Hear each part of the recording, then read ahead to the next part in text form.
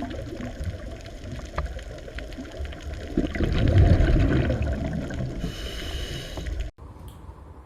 આજે આપણે શરૂ કરીએ આપણું પ્રકરણ નંબર 9, જૈવ અણુ. જૈવ અણુઓ એટલે સરળ રીતે કહીએ તો સજીવમાં મળી આવતા અણુઓ.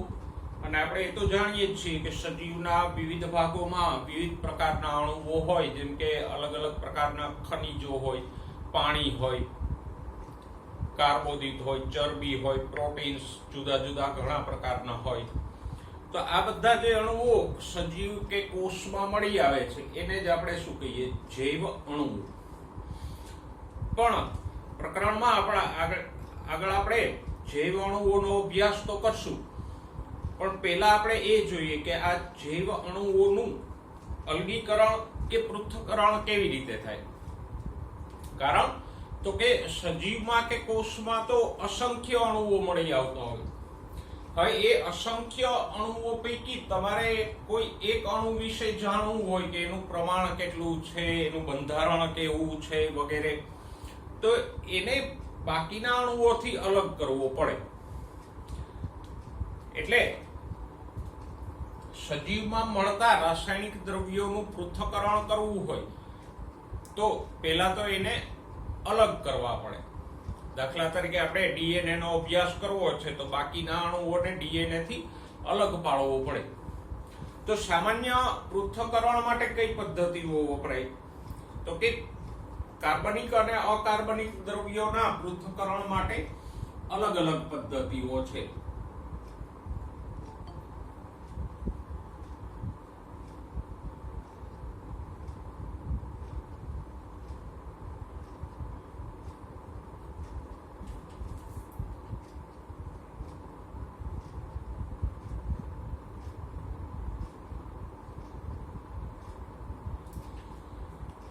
સૌથી પહેલા આપણે વાત કરીએ કાર્બનિક દ્રવ્યોનું પૃથ્થકરણ. તો સજીવ કે કોષમાં રહેલા કાર્બનિક દ્રવ્યોનું પૃથ્થકરણ કરવું હોય તો કોઈ જીવંત પેશી લ્યો, દાખલા તરીકે વનસ્પતિ હોય તો પર્ણો લ્યો, કે જે કોઈ પેશીના દ્રવ્યોનું આપણે પૃથ્થકરણ કરવું હોય એ લ્યો, અને એને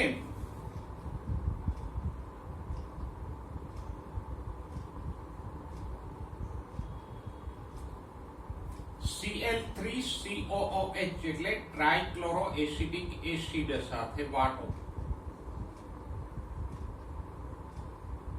એ પેશીમાં થોડું ટ્રાઇક્લોરોએસિટિક એસિડ ઉમેરો.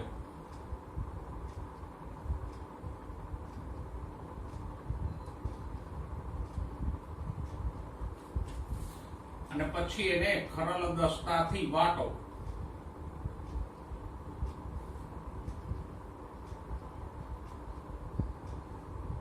એટલે એની એક સ્લરી બની જશે.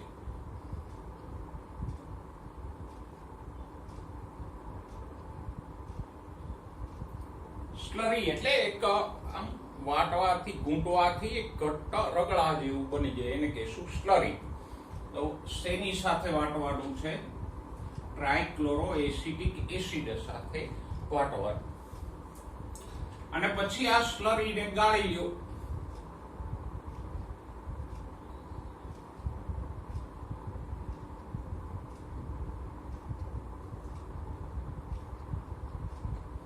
કોઈ ચીઝ ક્લોથ એટલે કે મલમલના કપડાથી કે રૂ મૂકી અને એને ગાળી લ્યો.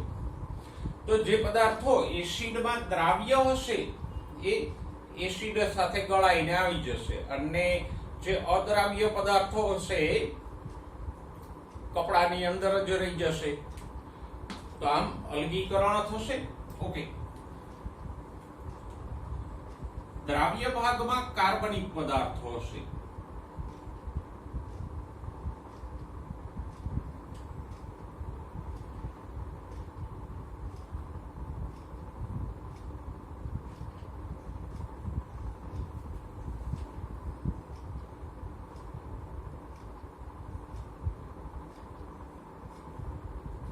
લીથામાં જરા અહીંયા સુધારો કરી લેજો. અહીંયા અદ્રાવ્ય એવું લખાઈ ગયું છે. તો કાર્બનિક ઘટકો શેમાં હોય? દ્રાવ્ય ભાગમાં, એટલે કે કપડાથી આપણે ગાળીએ તો કપડામાંથી ગળાઈને જે નીકળે છે એની અંદર કાર્બનિક ઘટકો હોય. હવે કાર્બનિક ઘટકો પણ ઘણા બધા હશે, અલગ અલગ પ્રકારના પ્રોટીન્સ હોઈ શકે, પછી જુદા જુદા કાર્બોદિતો હોઈ શકે. તો આગળ આજે કપડામાંથી ગળાયેલો દ્રાવ્ય ભાગ મળ્યો છે કાર્બનિક ઘટકો વાળો, એનું એનાલિટિકલ કેમિસ્ટ્રીની જુદી જુદી પદ્ધતિઓ જેમ કે ઇલેક્ટ્રોફોરેસિસ, સેન્ટ્રીફ્યુગેશન ની મદદથી અલગીકરણ કરો અને પછી જુદા જુદા અણુઓનું પૃથ્થકરણ આપણે કરી શકીએ, એનું બંધારણ જાણી શકીએ, એના ગુણધર્મો જાણી શકીએ, એની અણુ રચના જાણી શકીએ. તો આ રીતે કાર્બનિક દ્રવ્યોના પૃથ્થકરણ માટે શેની સાથે વાટવાનું? ટ્રાયક્લોરો એસિડિક એસિડ સાથે પેશીને વાટો અને પછી જે સ્લરી એટલે કે ઘટ્ટ રગડા જેવો પદાર્થ બને એને ગાળી લો. તો દ્રાવ્ય ભાગની અંદર અદ્રાવ્ય ભાગ નહીં હોત, સુધારો કરી લેજો, દ્રાવ્ય ભાગમાં કાર્બનિક ઘટકો મળી આવશે. તો આ થઈ કાર્બનિક દ્રવ્યોના, અને પછી આ કાર્બનિક ઘટકોને અલગ અલગ પૃથ્થકરણની પદ્ધતિઓથી જુદા પાડવામાં આવે. તો આ થઈ કાર્બનિક ઘટકોના પૃથ્થકરણની વાત. અકાર્બનિક ઘટકોનું પૃથ્થકરણ. અકાર્બનિક ઘટકોમાં મુખ્યત્વે આવશે ખનિજો.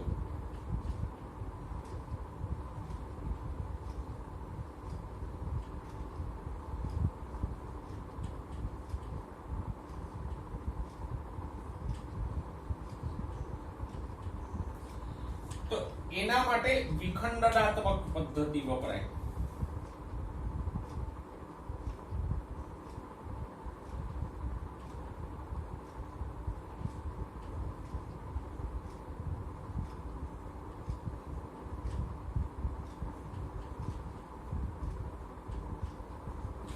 વિખંડનાત્મક પદ્ધતિ એટલે તો કે કોઈ પેશી લ્યો, પર્ણ લ્યો, યકૃત લ્યો, એવી જીવંત પેશી લઈ અને એને પેલા ગરમ કરવામાં આવે, એટલે જે કઈ કાર્બનિક દ્રવ્યો હોય એનું દહન થઈ જાય, પાણી અને CO2 વાયુ રૂપે એમાંથી ઉડી જાય અને કાર્બનિક દ્રવ્યોમાંથી અકાર્બનિક ઘટકો છૂટા પડી જાય. દાખલા તરીકે આપણે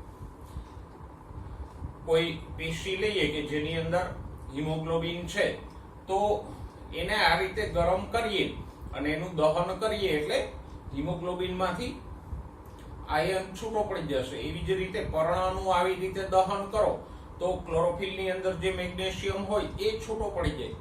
તો આમ દહન કરવાથી મોટા અણુઓનું વિઘટન થઈ જાય છે, માટે આપણે એને કેવી પદ્ધતિ કીધી? વિખંડનાત્મક. વિખંડન એટલે મોટા અણુઓને તોડી નાખો. તો આ રીતે દહન કરી અને મોટા અણુઓનું વિખંડન કરી એમાંથી અકાર્બનિક અણુઓ છૂટા પાડવામાં આવે. ઓકે, તો આ રીતે પર્ણ કે યકૃત જેવી જીવંત પેશીનું દહન કરી એમાંથી દહન કરીએ એટલે કયા દ્રવ્યો એમાંથી વરાળ સ્વરૂપે ઉડી જાય? તો કે CO2 અને પાણી વરાળ સ્વરૂપે ઉડી જશે કાર્બનિક ઘટકોમાંથી. અને પછી બાકી જે રાખ જેવો પદાર્થ વધે એની અંદર આપણને હાઇડ્રોજન, ઓક્સિજન, ક્લોરીન, કાર્બન ઉપરાંત બીજા ઘણા બધા ઘટકો જેમ કે ફોસ્ફેટ, મેગ્નેશિયમ, પોટેશિયમ, સોડિયમ એવા ખનિજો પણ મળશે. સાથે સાથે આલ્ડીહાઇડ, કીટોન્સ અને એરોમેટિક સંયોજનો એટલે અમુક ચક્રીય સંયોજનો પણ મળી આવશે. તો આવી રીતે વિખંડન કરવાથી શું થાય? તો કે CO2 અને પાણી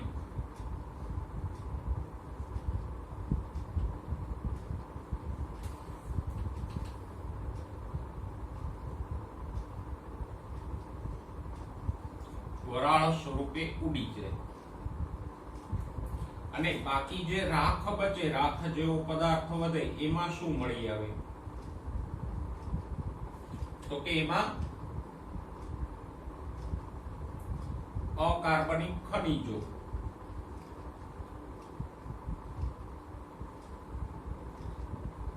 અલગ અલગ પ્રકારના જેમ કે ઓક્સિજન, હાઇડ્રોજન, કાર્બન, પછી સોડિયમ, ફોસ્ફરસ, સલ્ફર, પોટેશિયમ એવા અકાર્બનિક ખનિજો મળશે, સાથે સાથે આલ્ડીહાઇડ, કીટોન અને બીજા એરોમેટિક સંયોજનો પણ મળશે.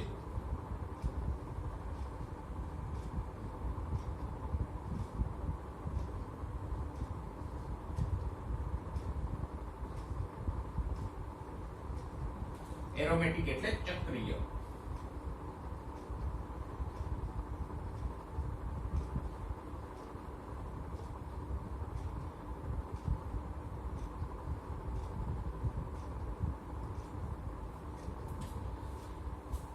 તો ધ્યાનમાં રાખજો, અકાર્બનિક ઘટકોનું પૃથ્થકરણ કરવા માટે કઈ પદ્ધતિ વપરાય? વિખંડનાત્મક પદ્ધતિ. વિખંડનાત્મક પદ્ધતિમાં શું કરાય તો કે જીવંત પેશી લઈ એનું દહન કરવામાં આવે, અને દહન કરીએ તો શું થાય તો કે CO2 અને પાણી વરાળ થઈને ઉડી જાય, અને જે કઈ કાર્બનિક દ્રવ્યો હોય એનું દહન થઈને વિઘટન થઈ જાય, અને જે રાખ જેવો પદાર્થ બચે એમાં આપણને અકાર્બનિક ખનિજો તો મળશે, સાથે સાથે આલ્ડીહાઇડ, કીટોન અને એરોમેટિક સંયોજનો મળશે. પછી આગળ એનાલિટિકલ કેમિસ્ટ્રીની પદ્ધતિ દ્વારા આ જે કઈ દ્રવ્યો છે એનું પ્રમાણ વગેરે માહિતી આપણે મેળવી શકીએ. તો આમાં મોટા અણુઓનું વિઘટન કરી નાખવામાં આવે માટે એને વિખંડનાત્મક પદ્ધતિ કીધી. જ્યારે કાર્બનિક દ્રવ્યોનું પૃથ્થકરણ કરવા માટે પેશીને કયા પદાર્થ સાથે વટાય? ટ્રાઇક્લોરોએસિટિક એસિડ Cl3COOH સાથે વાટવામાં આવે, અને પછી કયા ભાગમાં કાર્બનિક ઘટકો મળશે તો કે દ્રાવ્ય ભાગમાં, જે કપડામાંથી ગળાઈને બહાર આવે છે એ ભાગમાં આપણને જુદા જુદા કાર્બનિક દ્રવ્યો મળશે. તો બે દ્રવ્યો, કાર્બનિક અને અકાર્બનિક દ્રવ્યોનું પૃથ્થકરણ કરવાની પદ્ધતિ આપણે જોઈ. હવે આવા પૃથ્થકરણના આધારે આપણને એક કોષ્ટકમાં કમ્પેરિઝન આપી છે કે સજીવમાં કયું દ્રવ્ય કેટલા પ્રમાણમાં હોય, અને ભૂપળ એટલે જમીનના ઉપલા સ્તરમાં એ દ્રવ્ય કેટલા પ્રમાણમાં હોય.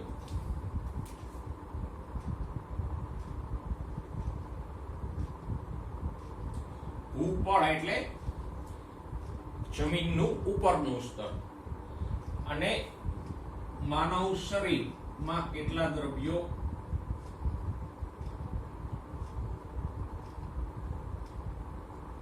છે એ વજનથી આપણને આપ્યું છે.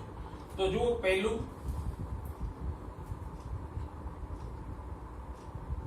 હાઇડ્રોજન,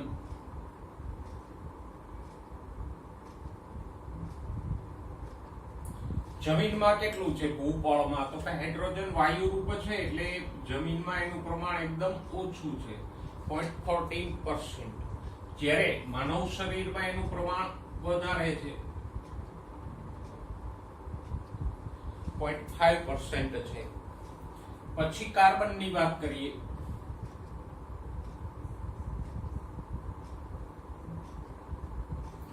તો કાર્બનનું પ્રમાણ આમ તો ભૂપળ જમીનમાં ઓછું હોય, પણ આપણે વાતાવરણનું પ્રમાણ લઈએ તો વાતાવરણમાં કાર્બન 0.03% છે. જ્યારે સજીવ શરીરનો કાર્બન મુખ્ય ઘટક છે, એટલે એ લગભગ 18.5% જેટલો હશે, કારણ કે કાર્બન જ શરીરનો મુખ્ય ઘટક છે.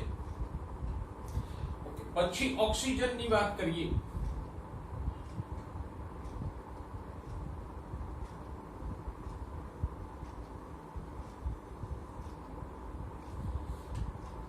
તો ઓક્સિજન ભૂપળમાં લગભગ 46% જેટલો છે, જ્યારે શરીરમાં એ 65% જેટલો છે.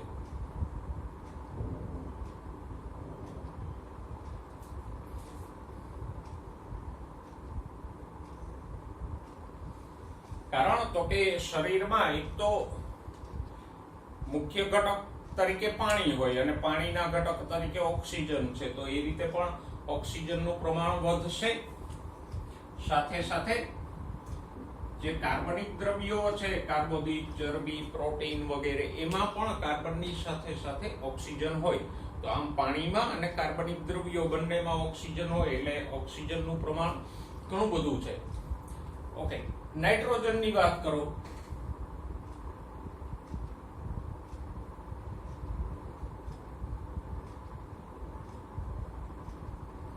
તો જમીનની અંદર નાઇટ્રોજન અલ્પ પ્રમાણમાં હોય, ભલે વાતાવરણમાં એ 78% જેટલો છે, પણ ભૂમિની અંદર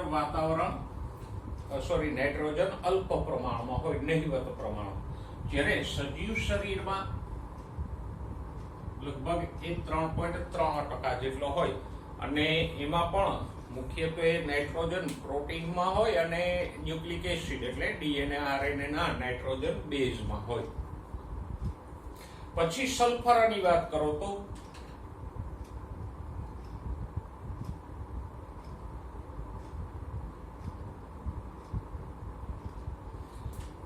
સલ્ફર ભૂપળમાં એકદમ ઓછા પ્રમાણમાં છે, 0.03%, જ્યારે સજીવ શરીરમાં 0.3% જેટલું સલ્ફરનું પ્રમાણ છે.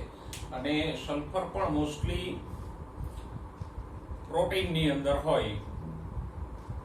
ઘણા બધા એમિનો એસિડ છે સલ્ફર યુક્ત છે, તો એ રીતે સલ્ફર પ્રોટીનના ઘટક તરીકે 0.3% જેટલો હોય. સલ્ફર પછી સોડિયમ.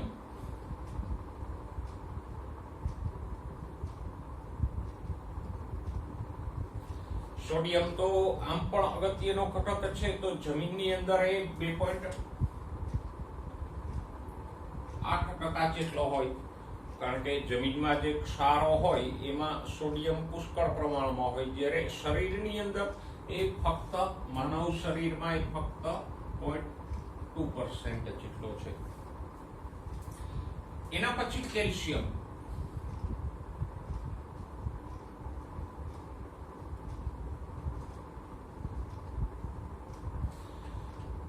તો કેલ્શિયમ તો જમીનની અંદર જે કેલ્શિયમના પથ્થરો હોય એમાં ઘણો બધો હોય, એટલે એ લગભગ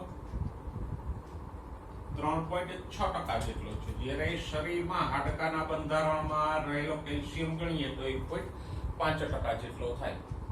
પછી મેગ્નેશિયમની વાત કરો તો વનસ્પતિમાં મેગ્નેશિયમ ઘણો બધો હોય, પણ માનવ શરીરમાં મેગ્નેશિયમનું ઓછું પ્રમાણ હોય.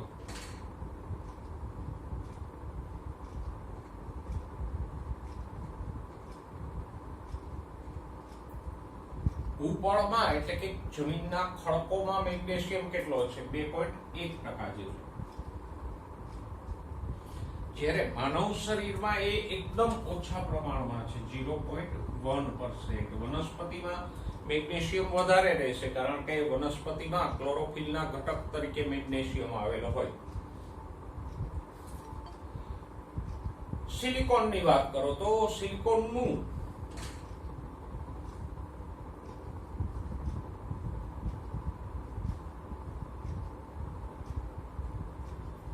પ્રમાણ જમીનમાં ઘણું બધું હશે, જો 27.7% જેટલું છે. જ્યારે શરીરમાં પ્રમાણ અલ્પ હોય.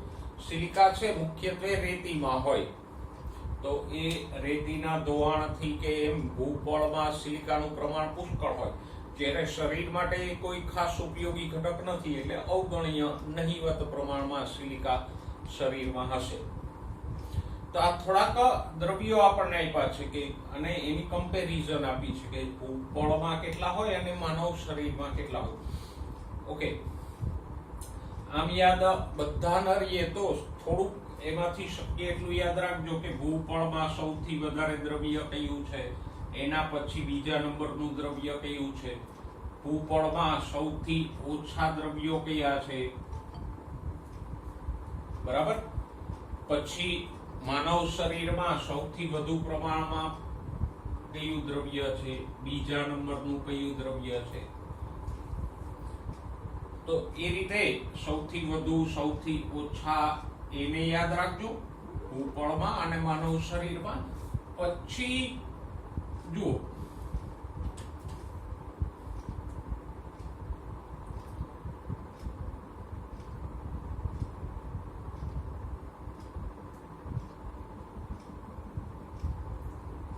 અહીંથી આપણે આમ બે ભાગ પાડી શકીએ.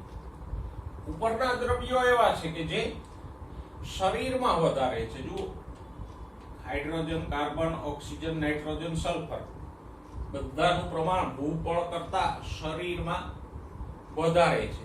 જ્યારે નીચેના છે સોડિયમ, કેલ્શિયમ, મેગ્નેશિયમ અને સિલિકોન, એ ભૂપળમાં વધારે છે અને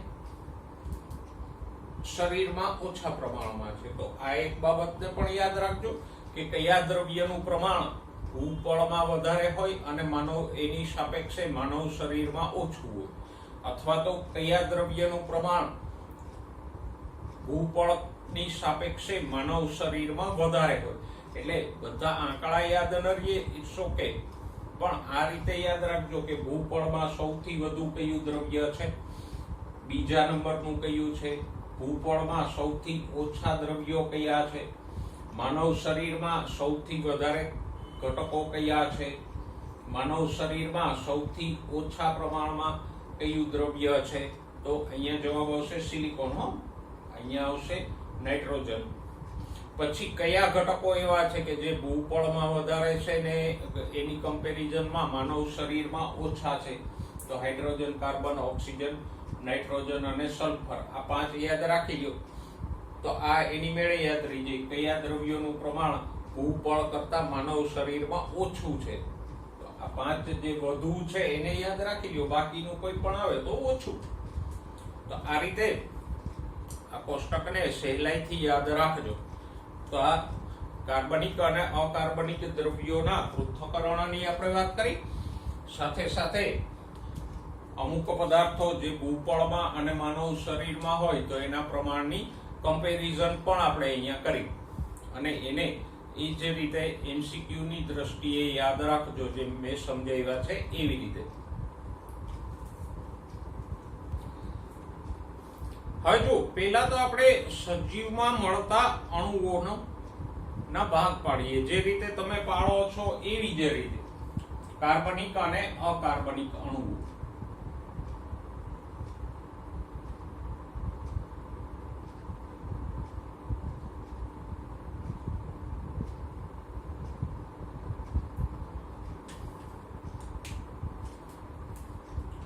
તો જૈવ અણુઓને કે જૈવિક અણુઓને આપણે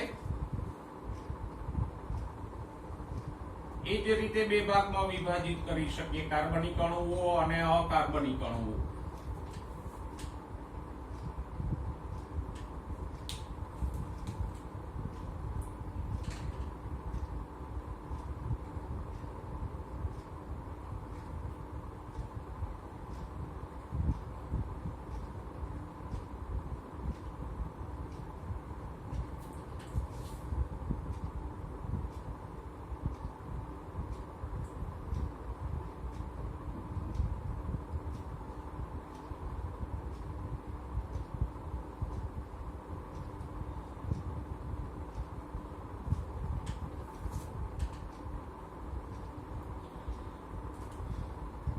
તો સજીવમાં રહેલા અકાર્બનિક અણુઓ કયા છે? તો કે એમાં સૌથી પહેલું તો આવે પાણી,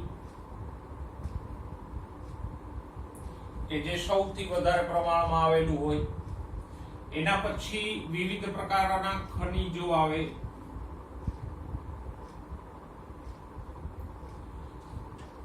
આવશ્યક ખનિજ તત્વો આપણે જે ભણી ગયા 12મા ચેપ્ટરમાં, એ carbon, hydrogen, oxygen, nitrogen, sulphur, phosphorus, sodium, silicon વગેરે ખનિજો, એ બધાનો તો પાણી અને ખનિજો એ બેનો સમાવેશ શેમાં થાય? અકાર્બનિક જૈવ અણુઓમાં થાય. જ્યારે કાર્બનિક જૈવ અણુઓ કયા છે એ વધારે મહત્વના છે, કારણ કે એ વારંવાર આવશે. તો કે કાર્બનિક જૈવ અણુઓ કયા છે? તો કે સૌથી પહેલું તો આવે કાર્બોદિત,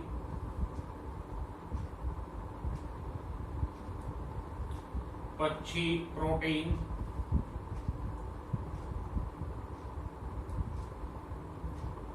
ચરબી,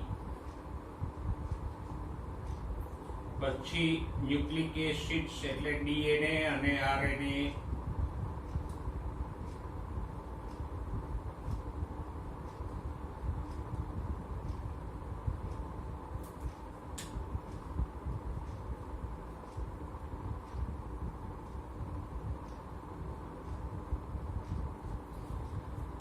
એના સિવાય વિટામિનો,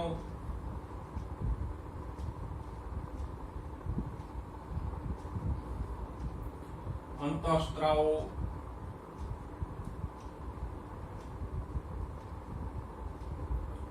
ઉત્સેચકો,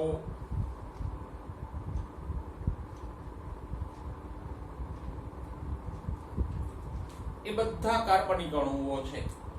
પણ એમાં મુખ્ય કયા છે તો કે મુખ્ય તો આ છે કાર્બોદિત, પ્રોટીન, ચરબી અને ન્યુક્લિક એસિડ. પછી વિટામિન, અંતઃસ્ત્રાવો, ઉત્સેચકો છે એ તો એના રૂપાંતરણો છે. જેમ કે આગળ આપણે ભણ્યા 22મા ચેપ્ટરમાં ઘણા બધા અંતઃસ્ત્રાવો પ્રોટીનના બનેલા છે, ઘણા સ્ટીરોઇડ એટલે ચરબીના બનેલા છે, ઉત્સેચકો મોટે ભાગે પ્રોટીનના બનેલા હોય. તો આ બધા છે વિટામિન, અંતઃસ્ત્રાવો, ઉત્સેચકો એ આના વ્યુત્પન્નો હોઈ શકે. તો કાર્બનિક અણુઓમાં કોનો સમાવેશ થાય? કાર્બોદિત, ચરબી, પ્રોટીન, ન્યુક્લિક એસિડ્સ એટલે ડીએનએ, આરએનએ, વિટામિન્સ, અંતઃસ્ત્રાવો અને ઉત્સેચકો એ બધા કાર્બનિક છે, જ્યારે પાણી અને ખનિજો અકાર્બનિક જૈવ અણુઓ છે. તો આપણે આ જૈવ અણુઓનું વિભાજન કર્યું. હવે આમાંથી આપણે આ અકાર્બનિક અણુઓની વાત અહીંયા નહીં કરીએ, કારણ કે આપણે ચેપ્ટર નંબર 12 ની અંદર કરી ગયા વનસ્પતિના આવશ્યક ખનિજ તત્વો સ્વરૂપે.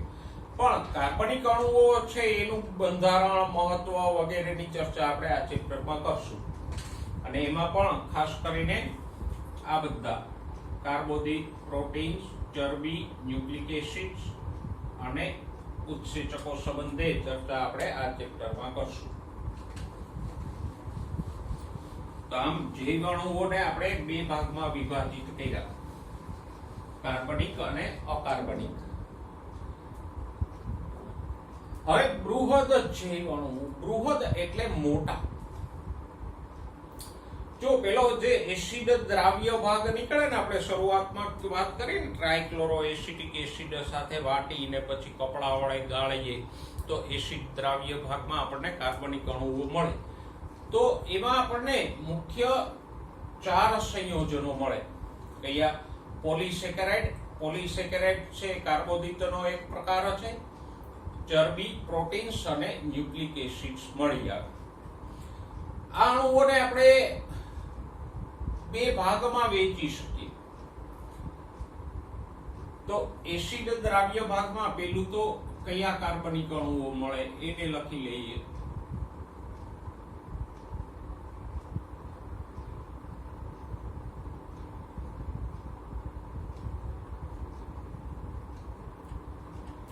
શું મળે તો કે એક મળે પોલિસેકેરાઇડ. જો પોલિસેકેરાઇડ છે કાર્બોદિતનો એક પ્રકાર છે.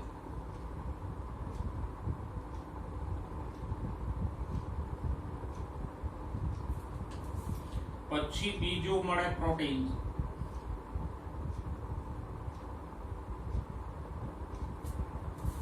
પછી હોય ન્યુક્લિક એસિડ્સ એટલે ડીએનએ, આરએનએ.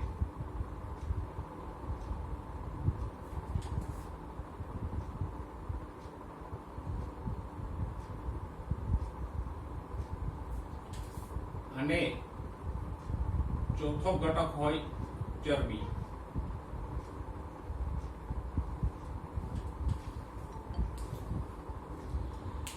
તો આ બધા અણુઓ આપણને એમાં મળી આવે. હવે એમાંથી આ 3 છે એ પોલિમર છે. કયા?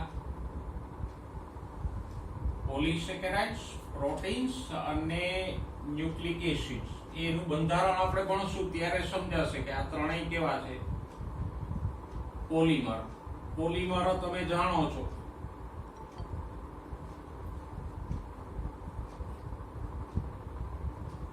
એક સરખા ઘણા બધા અણુઓ જોડાઈને જે બને એને પોલિમર કહેવાય.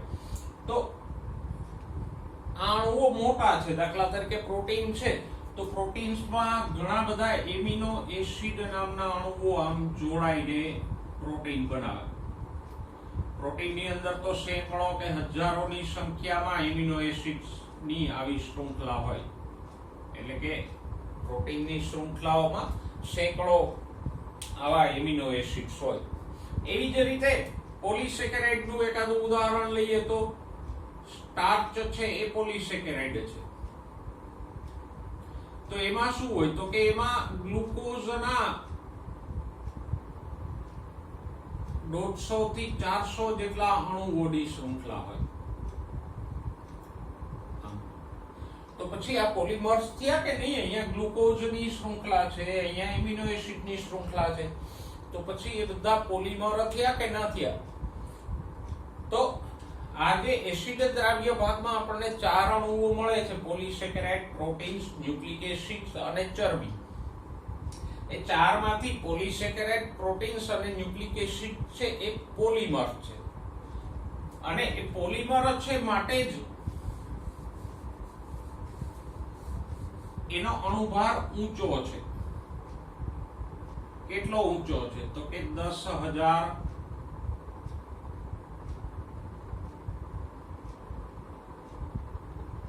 ડાલ્ટન થી વધુ અણુભાર ધરાવતા અણુઓ છે. કયા?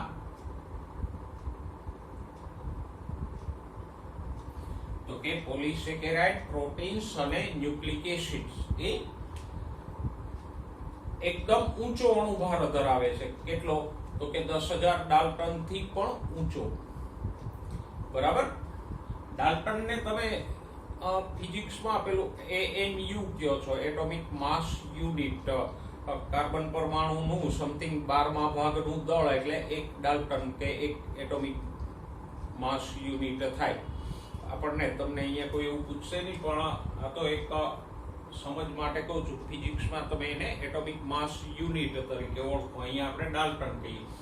તો આટલો બધો ઊંચો અણુભાર ધરાવતા અણુઓ છે અને માટે જ આ અણુઓને કેવા કહેવાય? બૃહદ એટલે મોટા અણુઓ.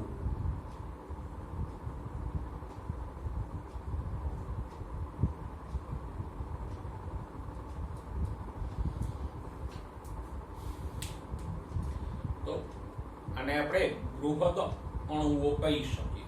અને એ કેવડા બૃહદ છે એની જરા કલ્પના કરવી હોય તો એકાદું ઉદાહરણ તમને આપું.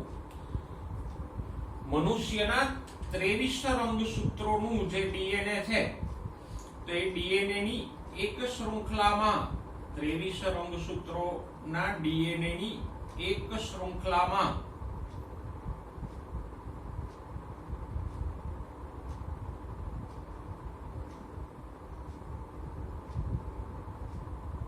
ડીએનએ પણ પોલિમર જ છે. તો એક શૃંખલામાં લગભગ 1.5 અબજ જેટલા મોનોમર્સ જોડાયેલા હોય, ન્યુક્લિયોટાઇડ નામના મોનોમર્સ જોડાયેલા હોય. તો કેવડી લાંબી શૃંખલા થઈ અને કેટલો બધો અણુભાર થાય એનો. ચરબી છે એ બૃહદ અણુ નથી, કારણ કે ચરબી પોલિમર નથી. ચરબી પછી બીજા અણુઓ અહીંયા આપણે લખી શકીએ, ભલે આમાં નથી એ વાત. તો કે મોનોસેકેરાઇડ એ કાર્બોદિતનો એક પ્રકાર છે.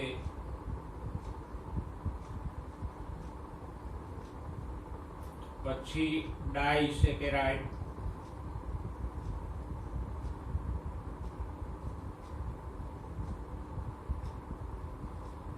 વિટામિન્સ,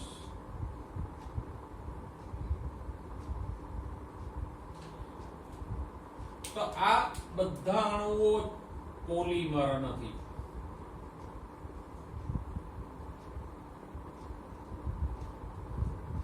અને માટે જ એનો અણુભાર ઓછો છે.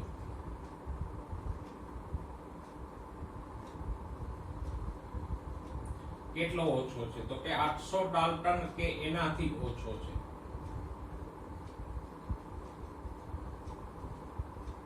કારણ કે પોલિમર નથી, આ તો બધા પોલિમર છે એટલે એમાં તો ઘણા બધા અણુઓ જોડાયેલા હશે. એટલે અણુભાર વધશે. જ્યારે પેલા છે ચરબી, મોનોસેકેરાઇડ, ડાઇસેકેરાઇડ કે વિટામિન્સ, એ પોલિમર નથી એટલે એ બૃહદ અણુઓ નથી. કારણ કે બૃહદ અણુઓ કોને કહીએ તો કે જેનો અણુભાર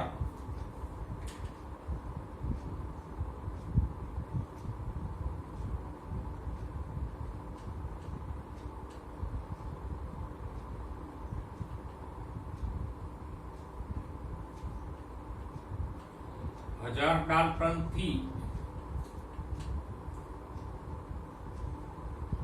વધુ હોય એ બૃહદ અણુભાર બૃહદ અણુઓ, અને જેનો અણુભાર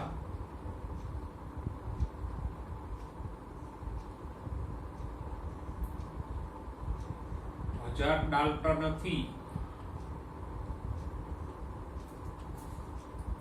ઓછો હોય એને સૂક્ષ્મ અણુઓ કહીશું.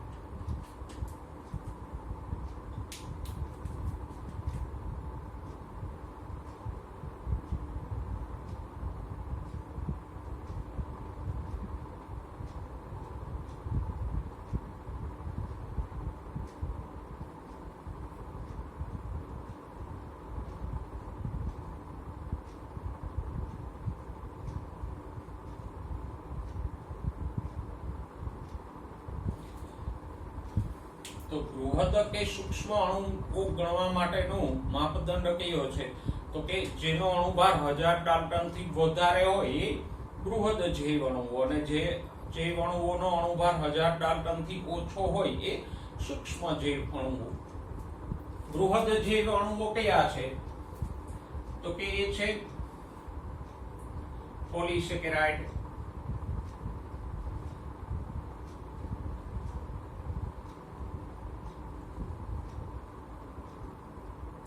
પછી પ્રોટીન,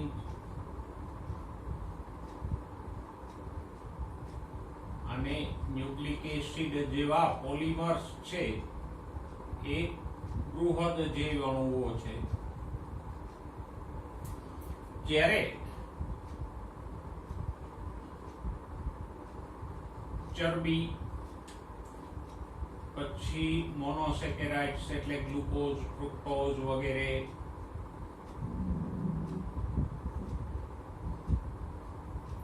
પછી ડાઇસેકેરાઇડ એટલે સુક્રોઝ, માલ્ટોઝ એવા અણુઓ,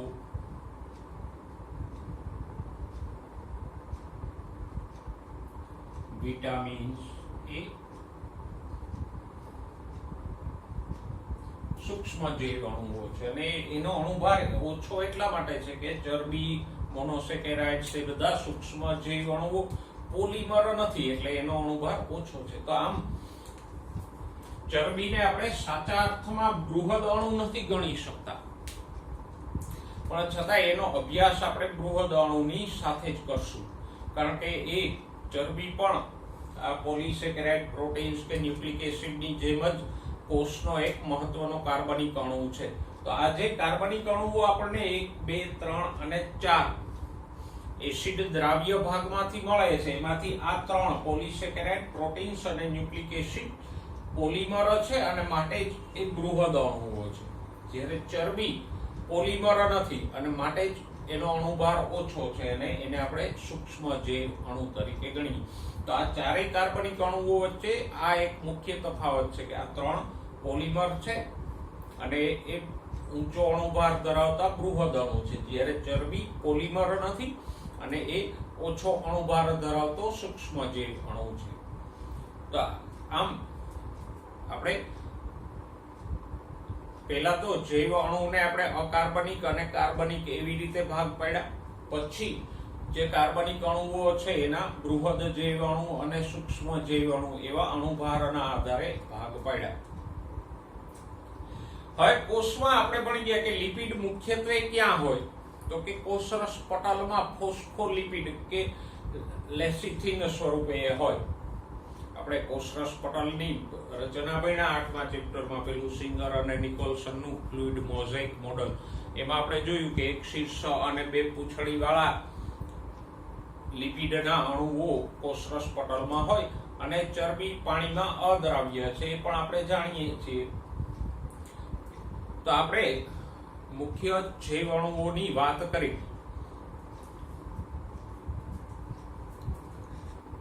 હવે જો પ્રાથમિક અને દ્વિતીય ચયાપચય એટલે શું? પેલા તો કે ચયાપચયકો કોને કહેવાય?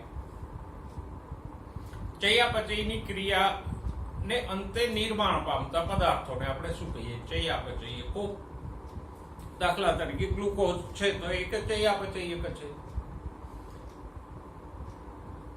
પણ સામાન્યતઃ વનસ્પતિની અંદર જે ચયાપચયકો એટલે કે આવા અણુઓ મળી આવે, ભલે એ મૂળભૂત રીતે તો કાર્બોદિત હોઈ શકે, ચરબી હોઈ શકે, પ્રોટીન હોઈ શકે, કંઈ પણ હોઈ શકે, પણ છતાંય આપણે એને અલગ અલગ રીતે લઈએ છીએ. દાખલા તરીકે જો હિમોગ્લોબિન, તો એ મૂળભૂત રીતે એક પ્રોટીન છે. ક્લોરોફિલ તો એ પણ એક પ્રોટીન છે. એવી જ રીતે વનસ્પતિમાંથી જે ક્ષીર કે ગુંદર નીકળે છે એ પણ એક પ્રોટીન છે. રબર મળે છે વનસ્પતિમાંથી, તો એ પણ એક પદાર્થ છે.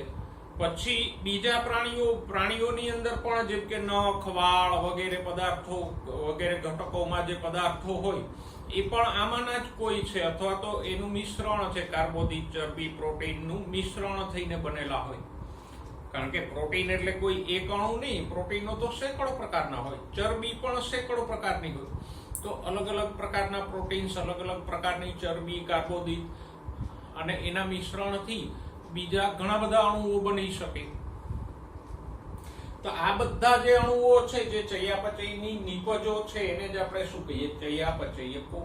અને આ ચયાપચયકોને આપણે પ્રાથમિક અને દ્વિતીય એમ બે ભાગમાં વહેંચી શકીએ.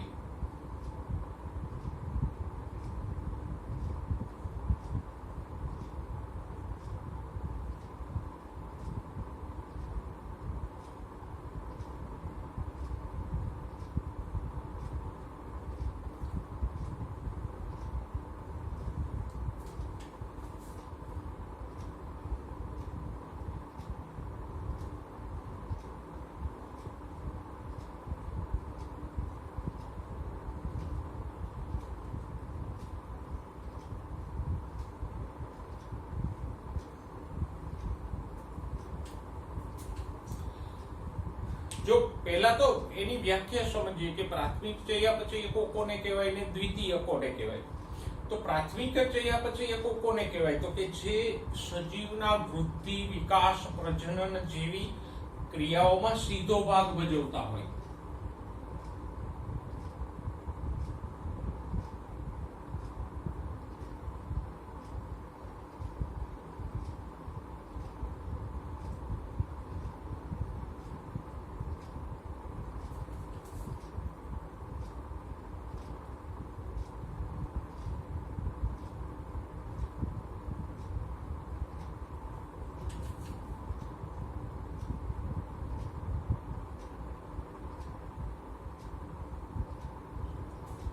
ડાયરેક્ટ આ બધી ક્રિયાઓમાં ઇન્વોલ્વ હોય.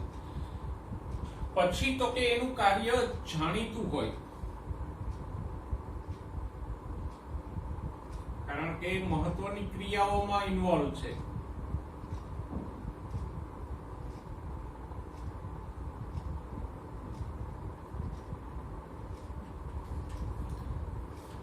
અને સજીવના મોટા ભાગના કોષોમાં અને અનેક સજીવમાં આવેલા હોય.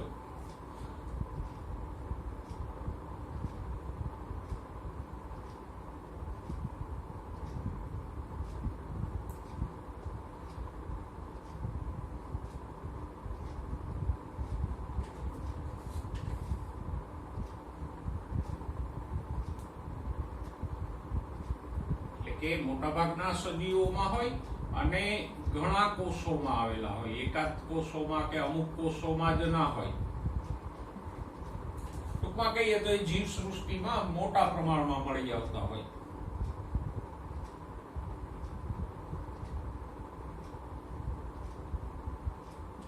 તો એને પ્રાથમિક ચયાપચયકો કહેવાય. અને બીજી એની વિશેષતા એ છે કે એ કોઈ ઔષધીય અસરો કે ગુણો ધરાવતા નથી.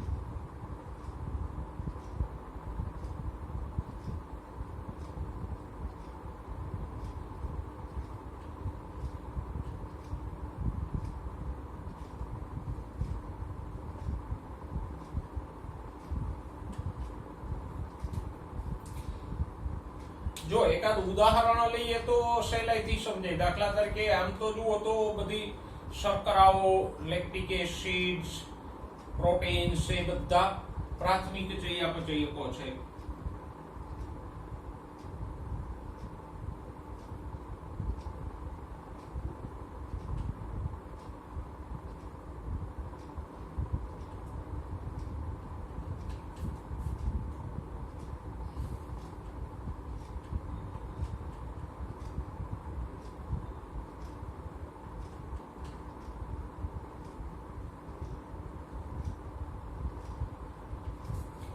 પછી હરિત દ્રવ્ય,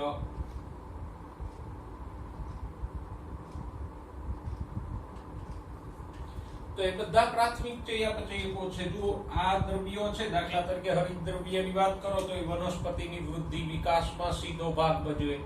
પછી એનું કાર્ય પણ જાણીતું છે કે પ્રકાશ સંશ્લેષણમાં ભાગ લે.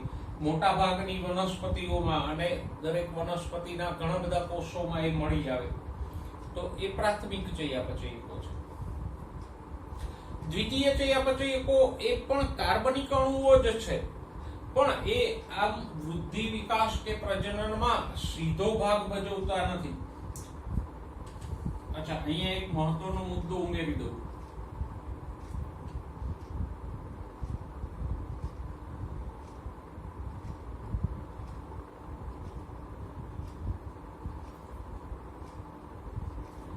એના અભાવથી સજીવનું મૃત્યુ થઈ શકે.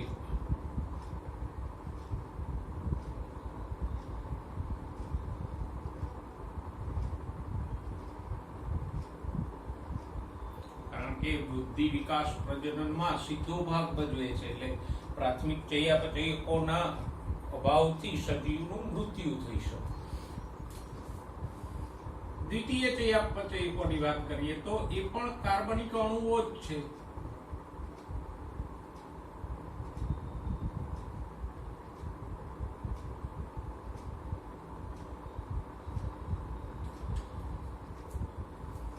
પણ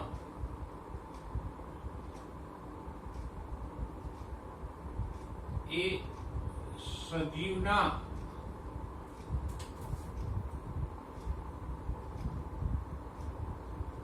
વૃદ્ધિ વિકાસ કે પ્રજનનમાં સીધો ભાગ લેતા નથી.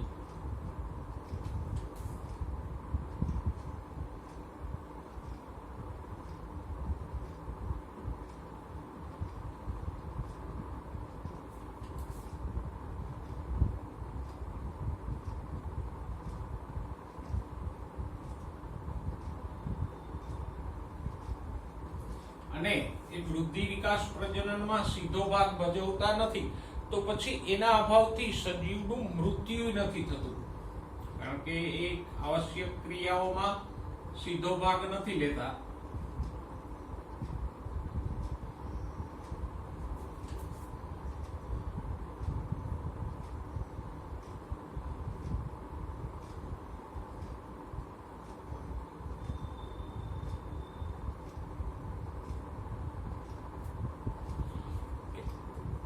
હવે એમાંના ઘણાના કાર્યો અજાણ પણ છે કે એ શા માટે ઉત્પન્ન થાય છે, આપણે જાણતા નથી. ઘણાના કાર્યો જાણીતા છે, પણ ઘણાના અજાણ પણ છે.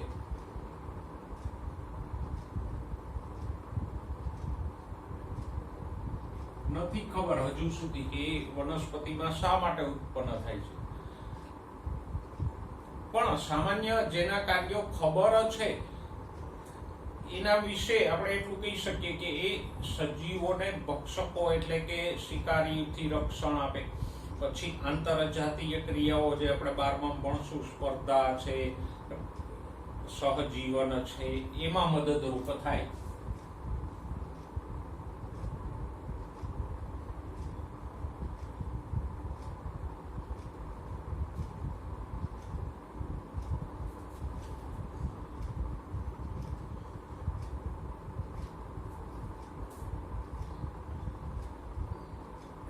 આ આંતરજાતીય ક્રિયાઓ છે એ આપણે 12મા ધોરણમાં 13મા ચેપ્ટરમાં ભણશું.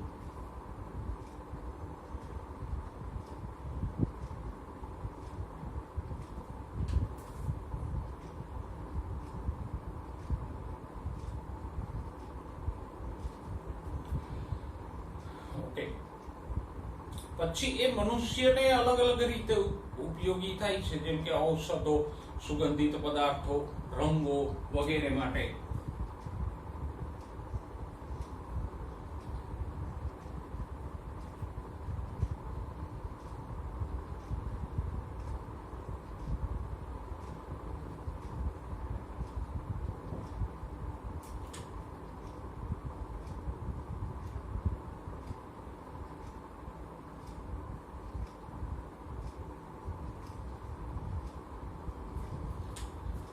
દાખલા તરીકે જુઓ, રબર, પછી મસાલાઓ, પરફ્યુમ અને ઔષધો એ દ્વિતીય ચયાપચયકો છે.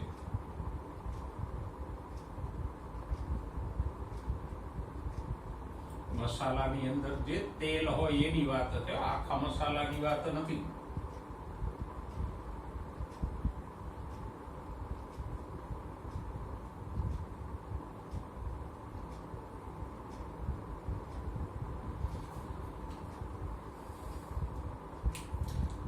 સિમ્પલ જુઓ, એક ઉદાહરણ તરીકે આપણે જોઈએ તો કોઈ વનસ્પતિમાં કોઈ ઔષધ ઉત્પન્ન થાય છે, ઔષધીય દ્રવ્ય, જેમ કે સર્પગંધામાં સર્પેન્ટિન નામનું ઔષધ ઉત્પન્ન થાય, પછી કોફીની અંદર કેફીન નામનું દ્રવ્ય હોય, તો એ દ્વિતીય ચયાપચયક છે.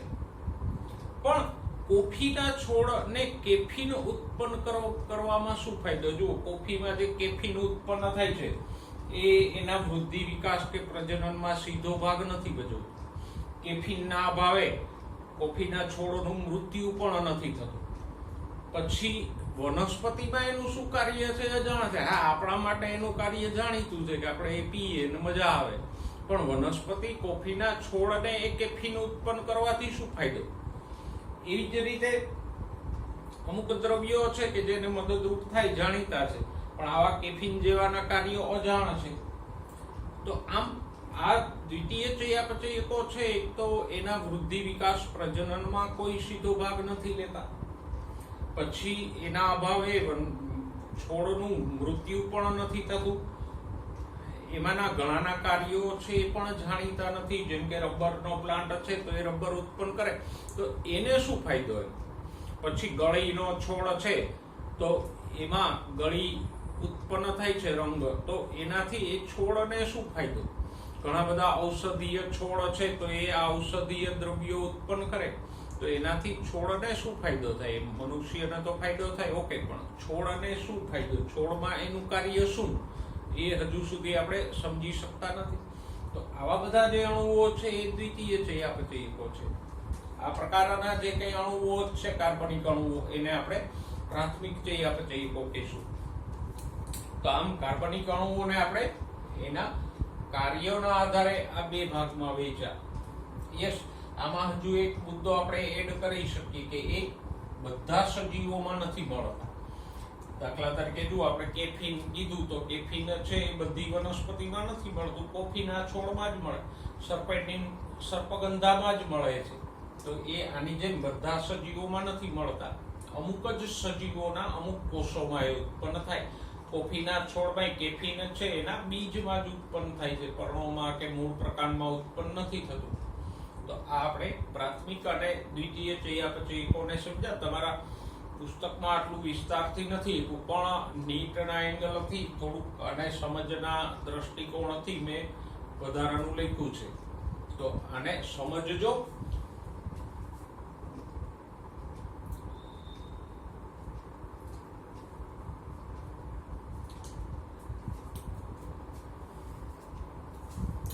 હવે તમારા પુસ્તકમાં તમને થોડાક દ્વિતીય ચયાપચયકો આપ્યા છે.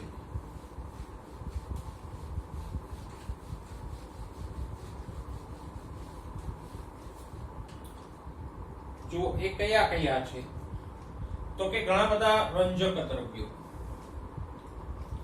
સૌથી પહેલા તો આ બધા છે એ દ્વિતીય ચયાપચયકોના ઉદાહરણો છે.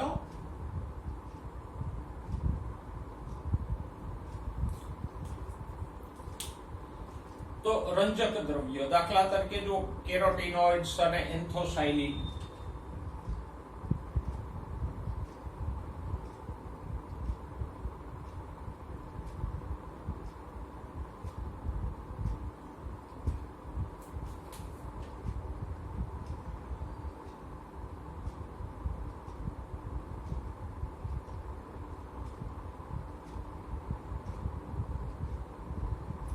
કેરોટીનોઇડ્સ છે ગાજર અને રંગ આપે છે. એન્થોસાયનિન એ બીટાનિન છે, તો એ બીટ અને રંગ આપે છે. પણ વિચારો, ગાજરને શું ફાયદો રંગીન રહેવાથી? કે બીટમાં એન્થોસાયનિન હોય અને એનો કલર સરસ મજાનો પર્પલ થઈ જાય, તો બીટને શું ફાયદો? કોઈ ફાયદો થાય ખરો? અને આમેય ગાજર કે બીટ એ તો જમીનમાં હોય છે, તો એને શું ફાયદો? તો આવા રંજક દ્રવ્યમાં હરિત દ્રવ્ય દ્વિતીય ચેયા પછી નહીં આવે, કારણ કે એ તો વનસ્પતિના વૃદ્ધિ વિકાસમાં પ્રકાશ સંશ્લેષણ કરીને સીધો ભાગ લે છે.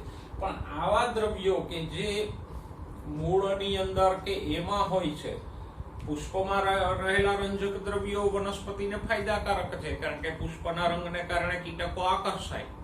પણ ગાજરની અંદર કે બીટની અંદર આવા રંજક દ્રવ્યોથી શું ફાયદો થાય એ આપણે જાણતા નથી. એનો વૃદ્ધિ વિકાસ પ્રજનનમાં સીધો કોઈ ભાગ નથી, કાર્ય અજાણ છે. તો એ દ્વિતીય ચેયા પછી થયું. પછી ઘણા બધા આલ્કેલોઇડ્સ જેવા કે મોર્ફિન, કોડીન વગેરે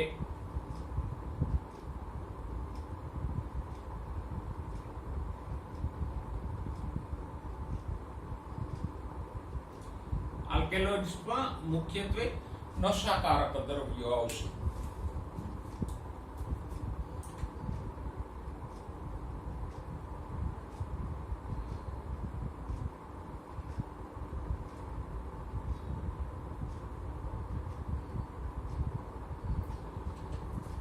એનો ઉપયોગ મનુષ્ય નશાકારક તરીકે કરે છે, પણ વનસ્પતિને શું ફાયદો? દાખલા તરીકે ભાંગ છે તો એમાંથી મોર્ફિન મળે, અને મનુષ્ય ભાંગનો કે મોર્ફિનનો નશાકારક તરીકે ઉપયોગ કરે તો જો કે એમાં તો મનુષ્યને ફાયદો નથી, નુકસાન નથી, પણ વનસ્પતિમાં એનો રોલ શું, ફાયદો શું વનસ્પતિને? પછી ટર્પેનોઇડ્સ જેમ કે મોનોટર્પિન્સ, ડાયટર્પિન્સ એવા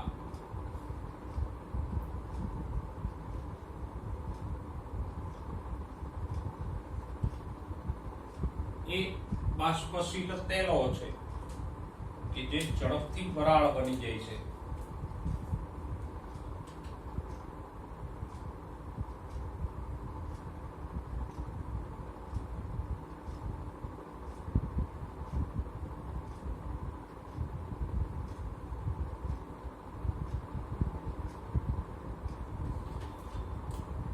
પછી આવશ્યક તેલો તો ન કહેવાય, એને એસેન્શિયલ ઓઇલ્સ એટલે સુગંધિત તેલો કહેવાય, પણ શબ્દ વાપરો છે તો હું રાખું છું.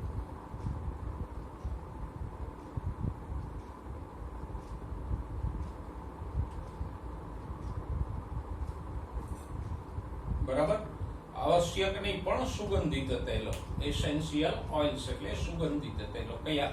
તો કે જો લેમન ગ્રાસ પેલું હોય છે જેમાંથી સરસ મજાની ખાટી મીઠી સુગંધ આવે, લીલી ચા, ગ્રીન ટી, અને બીજા ઘણા બધા છે ને, જેમ કે પુષ્પની અંદર હોય છે.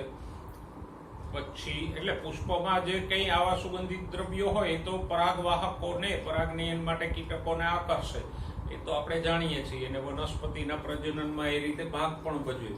પણ પર્ણોની અંદર કે એની અંદર જે આવા સુગંધિત દ્રવ્યો ઉત્પન્ન થાય છે એનું શું?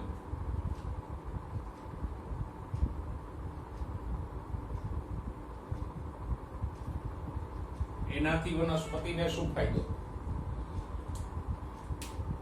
કે પછી ટોક્સિન્સ એટલે ઝેરી દ્રવ્યો, જેમ કે એબ્રિન, પછી રીસિન, એવા ટોક્સિક ઝેરી પદાર્થો.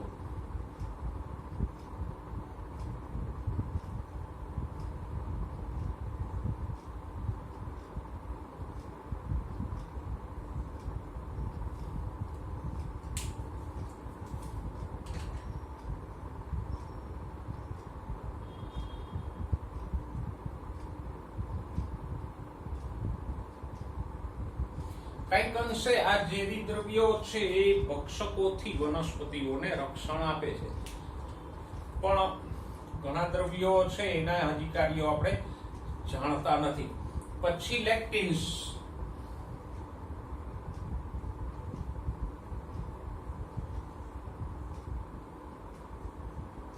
જેમ કે કોન્કેવેલિન એ,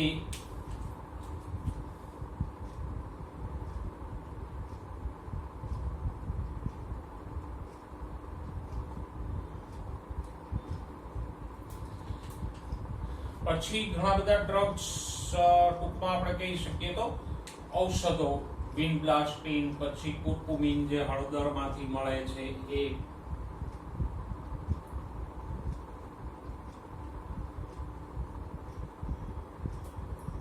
અને બીજી ઘણી બધી વનસ્પતિમાંથી આપણને ડ્રગ્સ એટલે ઔષધો મળી રહી.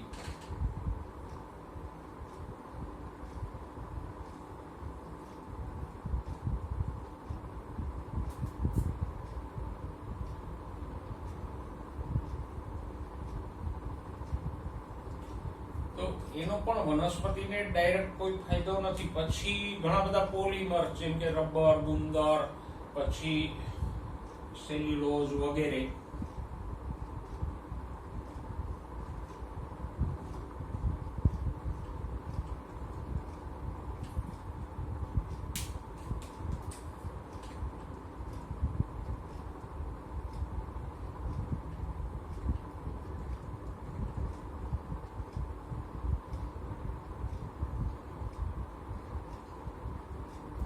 આ બધું લિસ્ટ છે દ્વિતીય ચયાપચયકોનું છે. અને આમાંથી પૂછી પણ શકાય કે મોર્ફિન શું છે, તો કે આલ્કેલોઇડ છે. પછી એવી જ રીતે કોન્કેવેલિન એ શું છે, તો કે લેક્ટિન છે. કુર્કુમિન તો કે ડ્રગ્સ છે. એ રીતે તમને પ્રશ્ન પૂછી શકાય. અથવા તો આમાંથી 4 લે, આમાંથી 4 લે, અને એક સરસ મજાનો જોડકા પ્રકારનો MCQ બની જાય ને, આપણો જોડકા જોડો. આમાંથી 4 આપ્યા હોય ને આમાંથી 4 આપ્યા હોય, આપણે જોડકા જોડી કાઢવા પડે. તો આપણે પ્રાથમિક અને દ્વિતીયક ચયાપચયકોની વાત કરીએ ને, આ રીતે આ કોષ્ટક છે એને બરાબર યાદ રાખજો.